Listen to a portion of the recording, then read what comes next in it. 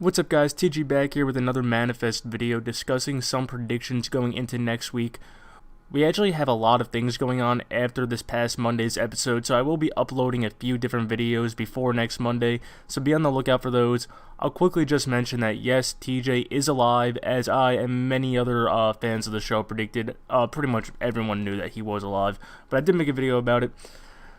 But the main topic of this video is going to be Zeke and whether or not he'll be surviving his death date, which is approaching.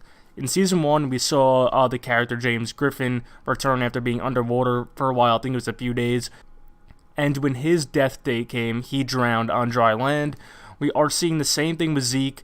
When he was gone for a little over a year, it was in the frigid wilderness, and when he was found, he had frostbite, and now he's starting to develop frostbite, even though he hasn't been exposed to the cold or anything like that. With his death date approaching soon, the question is if there's any way to save him. We know Zombie has been working on a cure to stop the death date, and as we've seen, she's been able to stop herself from receiving the callings, and that likely means that the death date is also gone, although we don't know that 100%. But being that we are a little more than halfway through Season 2 of the show, I don't think it's going to be that easy. I mean, besides Zeke, everyone else has a few years to actually find a way. And at the end of last episode, we saw a major problem with Zombie's method. She has completely lost her short-term memory, at least, as far as we know.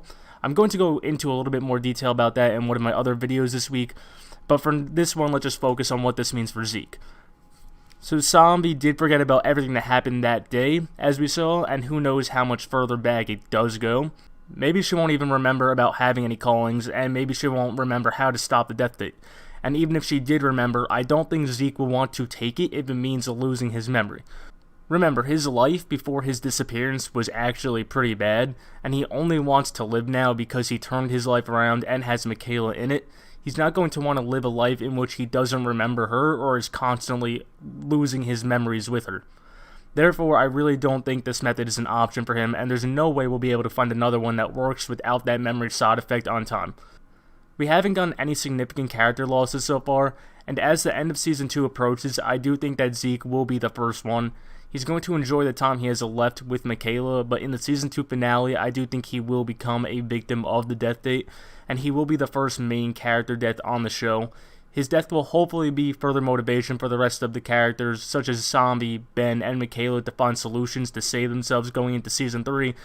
Some people might be happy he's gone. I know there's a lot of the fan base that's kind of like split between him and Jared. Like, some fans love him and hate Jared, or love Jared and hate him. So really, depending on what side you fall on, you might be happy he's gone, you might be really upset he's gone. Personally, for me, I like both Jared and Zeke. I don't really have any preference with Michaela being with either one of them. I don't really care about that. But both of them as characters I do like, so it will be sad to see him go. But it will be a good piece to the story, I think.